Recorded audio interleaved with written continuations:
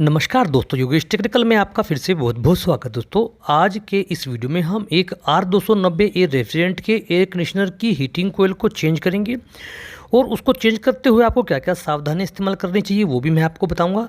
और आज हम इसी वीडियो में R290A रेफ्रिजरेंट को अगर आप एयर कंडीशनर में भर रहे हैं तो आपका बैक प्रेशर कितना होना चाहिए, अगर आप किसी डीप फ्रीजर में भर रहे हैं तो आपका बैक प्रेशर कितना होना चाहिए, और अगर आप इसे मीडियम बैक टाइप एप्लीकेशन में भर रहे हैं तो आपका बैक प्रेशर कितना होना चाहिए। इन सभी तीनों प्रकार के बैक प्रेशर के बारे में भी हम जानेंगे। और जो महत्वपूर्ण बातें आपको R290A रेफ्रिजरेंट के साथ कार्य करते हुए किन किन बातों का विशेष रूप से ध्यान रखना चाहिए ताकि आप किसी जोखिम में ना फंसें, इन सभी बातों को मैं इस वीडियो में एक्सप्लेन करूंगा। तो वीडियो में आप मेरे साथ लास्ट तक बने रहिएगा। अभी आप देख रहे हैं, हम अभी इस यूनिट को उतार कर लेकर आए हैं और इसके अंदर अभी रेफ्रिजरेंट है। अगर आप इसके रेफ्रिजरेंट को हवा में छोड़ने जा रहे हैं तो कोई प्रॉब्लम नहीं है, आप छोड़ दीजिए आसानी से, लेकिन वो स्थान खुला होना चाहिए, उसके आसपास में कोई उपकरण नहीं चला होना चाहिए। और उसके लिए आपको क्या करना है, इसके वाल्व को खोलकर आपको थोड़ी देर वेट करना है जब तक कि पूरी गैस बाहर ना निकल जाए। इस दौरान कोई भी आग का स्रोत इसके आसपास नहीं होना चाहिए, नहीं तो आप किसी जोखिम में पड़ सकते हैं। दूसरी बात, आपको इसे एकदम से डीब्रेज नहीं करना है, थोड़ी देर वेट करना है। अभी आपको मैं जो चीज़ दिखा रहा हूँ वो आपको ध्यान से देखनी होगी।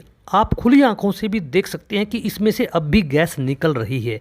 दोस्तों, कोई भी फ्यूल जब निकलता है किसी बंद स्थान से तो वो अपनी उपस्थिति दर्ज कराता है, यानी कि दिखाता है। अगर आप समझ पाएंगे तो जैसे आप कभी मोटरसाइकिल में पेट्रोल डलवा रहे हो तो भी आपको ये सीन देखने को मिल सकता है जो अभी आप देख पा रहे हैं। हल्की हल्की एक, आप इसे कह सकते हैं कि अदृश्य वो ताकत है जो इस फ्यूल के अंदर है, यानी इस रेफ्रिजरेंट के अंदर है, क्योंकि यह भी एक फ्यूल है।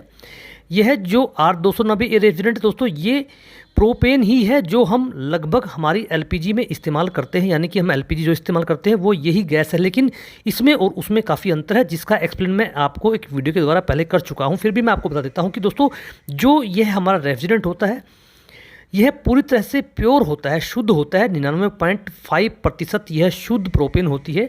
और जो हम एलपीजी इस्तेमाल करते हैं हमारे घरों में वो पूरी तरह से शुद्ध नहीं होती, उसमें कुछ अशुद्धियाँ होती हैं, कुछ अनकम्प्रेस्ड गैसें होती हैं, इसलिए हम उसे सीधे किसी भी उपकरण में नहीं डाल सकते। मैं एलपीजी की बात कर रहा हूँ, इसी विषय पर एक वीडियो आपको मिल जाएगा, मेरी प्लेलिस्ट में जाकर आप उसे देख सकते हैं। आप देखिए, वाल का अंदरूनी हिस्सा मैं दिखा रहा हूँ।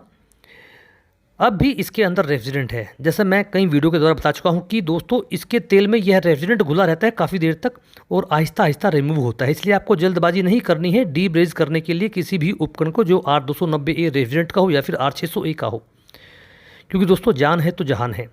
अब लगभग हम मान चुके हैं कि इसका 95% रेफ्रिजरेंट निकल चुका है। अब हम इसे डीब्रेज कर रहे हैं। हीटिंग कोयल को खोलेंगे, इसकी जगह दूसरी लगाएंगे और इसे आगे वाले पोर्शन में, यानी कि इसके आगे जो वीडियो आएगा उसमें हम इस एयर कंडीशनर में रेफ्रिजरेंट को चार्ज करेंगे। कैसे हमें इसे चार्ज करना है, क्या क्या सावधानी आपको इस्तेमाल करनी है, ये सभी बातें मैं आपको बताऊंगा। और मैं आपको सभी बैक प्रेशर भी बताऊंगा। सबसे पहले मैं आपको डीप फ्रीजर का बैक प्रेशर बताता हूँ जिस दौरान हम इसे डीब्रेज कर रहे हैं। आपको आसानी से डीब्रेज करना है, जल्दबाजी नहीं करनी है। दोस्तों, अगर हम किसी R290A को किसी और अन्य उपकरण यानी कि डीप फ्रीजर में भरते हैं तो हमें इसका बैक प्रेशर कितना रखना चाहिए, काफ़ी क्वेश्चन आपके आते हैं, तो मैं आपको इन्हीं क्वेश्चनों को बताता हूं। दोस्तों, लगभग हमारा जो डीप फ्रीजर होता है उसका जो एपरेटर तापमान होता है हम उसे -23 पर रखते हैं, -22 भी मान सकते हैं, -24 भी मान सकते हैं आप, जो इसकी सीमा होती है एपरेटर का जो हमारा तापमान होता है। डीब्रेज करने के बाद अगर आपको टाइम लग रहा है कि कूलिंग कोयल आने में, तो आप उसके सभी पॉइंटों को जो हमने डीब्रेज किए हैं खोले हुए हैं उनको टेप कर दीजिए, वाल्व को बंद कर दीजिए ताकि मॉइस्चर इसके अंदर ना जाए, क्योंकि वो काफ़ी नुकसान पहुंचाता है हमारे उपकरण को। तो अगर आप किसी डिफ्यूजर में इस गैस को भर रहे हैं तो उसका जो बैक प्रेशर है दोस्तों, आप रख सकते हैं 15 से 16 PSIG तक। तो अब हम इस उपकरण को, यानी कि इस एयर कंडीशनर को वैक्यूम कर रहे हैं। आपको अच्छी तरह से वैक्यूम करना है, ये बातें हमेशा ध्यान रखनी है। और उसकी नेम प्लेट को देखिए, उस पर गैस का वेट लिखा हुआ, यानी उसका वजन लिखा होगा। हमें ज़्यादातर अगर आप R600A या फिर R290A रेफ्रिजरेंटों पर खासकर वजन तोलकर ही गैस को भरें तो बेहतर रहेगा, नहीं तो आपको हर उपकरण में ही गैस को वजन तोलकर ही भरना चाहिए, उससे आपका रिजल्ट काफ़ी बेहतर आता है। अच्छी तरह से वैक्यूम करने के बाद हम इसमें गैस को भरेंगे वजन के अनुसार। तो देखिए हमने गैस को धीरे धीरे छोड़ना शुरू कर दिया, हमारी वैक्यूम की प्रक्रिया पूरी हो चुकी है। तो मैं जैसा आपको बता दोस्तों कि आपको रेफ्रिजरेंट तोलकर ही भरना है। जो भी ज्वलनशील रेफ्रिजरेंट होते हैं दोस्तों, एचसी जो रेफ्रिजरेंट होते हैं, उनमें इस बात का विशेष तौर पर ध्यान रखना चाहिए, क्योंकि अगर थोड़ी सी मात्रा ज़्यादा हो गई तो वो हमें काफ़ी नुकसान पहुंचा सकती है। क्योंकि जो हमारे ये एचसी के उपकरण होते हैं, इनमें सभी में एक लिमिटेड रेफ्रिजरेंट को ही चार्ज किया जाता है, यानी कि उसकी एक सीमा होती है। हमारे कमर्शियल उपकरण, डोमेस्टिक उपकरण के हिसाब से ही हमें उससे ज़्यादा गैस नहीं भरनी है। इसलिए आपको ये बातें हमेशा ध्यान रखनी है, क्योंकि बैक प्रेशर मौसम के अनुसार कम या ज़्यादा हो सकता है।